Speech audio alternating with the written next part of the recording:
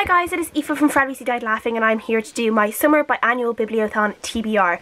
So as most of you guys already know, the Summer Biannual Bibliothon is happening next week. It's starting from July 14th and it's going until July 20th. So I decided I normally take part in the Biannual Bibliothons. I really enjoy them. So I am going to try and take part in it next week and hopefully vlog my week as well. We will see how it goes.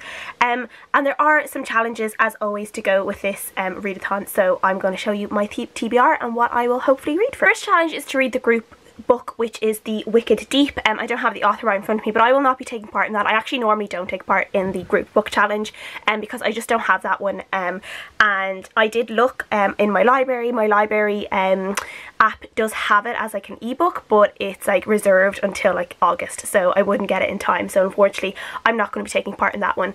And it wasn't very cheap on Kindle either, and I only really buy books on Kindle if they are on like some kind of deal, because otherwise I don't think they're really worth it, because otherwise I would just prefer the physical version. The second challenge is to choose from someone else's TBR, and I'm still not exactly sure what I'm going to choose for this one. I did do a call out on Twitter to let people know what they were going to be reading, so if there was anything on my TBR shelves or on my Kindle that I wanted to read, I could do that one.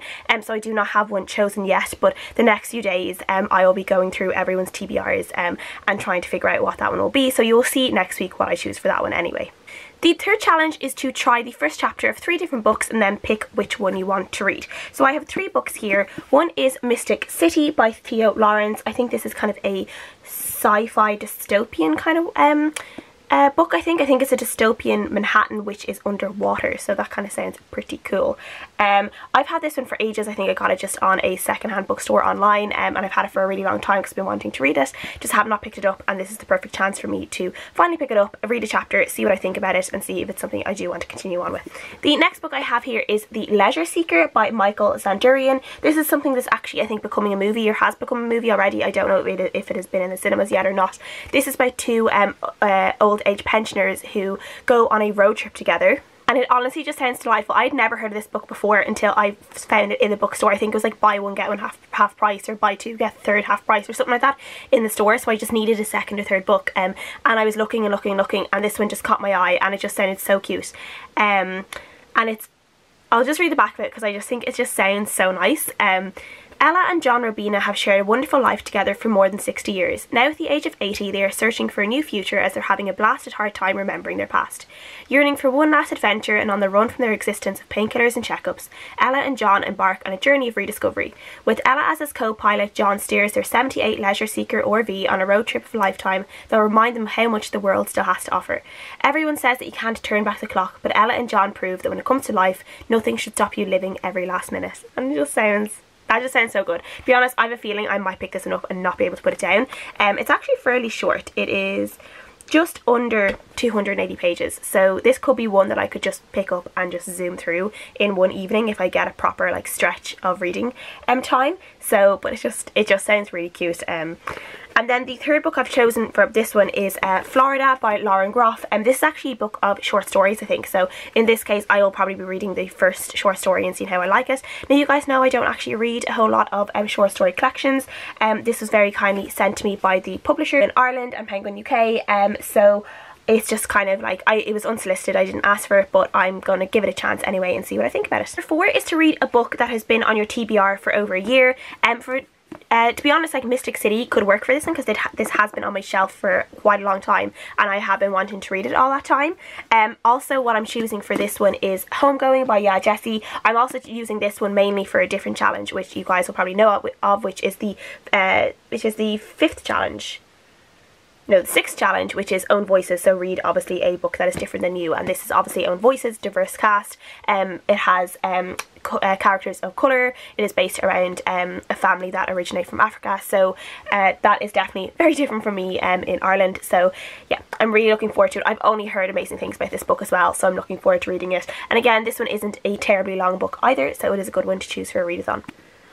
Number 5 is to read a predicted 5-star read, and for this one I'm going to go for Spinning Silver by Naomi Novik. I actually know very little about this book, to be honest, so it's odd that I'm going to choose it for a 5-star read, but the reason I'm choosing it for a 5-star read is because I loved Uprooted by Naomi Novik so much, and this is I think a very similar kind of fairy tale spin, dark ish version that I think Uprooted is. I'm not really sure, but I'm definitely going into it with high hopes because I loved Uprooted so much. So I'm really hoping to love it, and I'm really hoping it will be a 5 stars, so we will just have to wait and see. Number 7 is to read the last book you bought.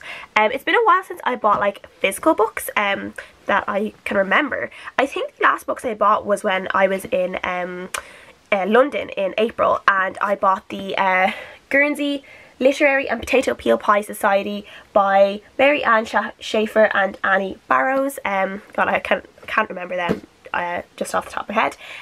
Again, this one is a short book. This one is all told through letter form. This might be a really good one to read. Or I also have the Reader on the 627, and yeah, so either of these would be really good. Or I bought some like short novels, the Penguin little short books there when I was in London as well. So I have Jane Austen, Lady Susan, which is a novella. Could read that if I want to. Or if I wanted to go with the last book that I physically got, I did get a book from HarperCollins in the post today for review, and that is When the Lights Go Out by Mary Kubica, and this is a thriller. It is not out until August, I think, so that is pretty exciting. So I think I might just see what mood I'm in next week. I have been kind of like mood reading the last couple of weeks, and that is not normally what I do. I normally just like have a pile of books and I will just take from the top. I have never really just gone off my mood and gone off what I feel like reading, but lately I've been doing that, and I kind of just like the change of pace for me. So I think next week I'm just going to be going and seeing how I feel and like what I want to read, when I want to read it, and just going with the flow like that. So, you know, all loosey goosey up here.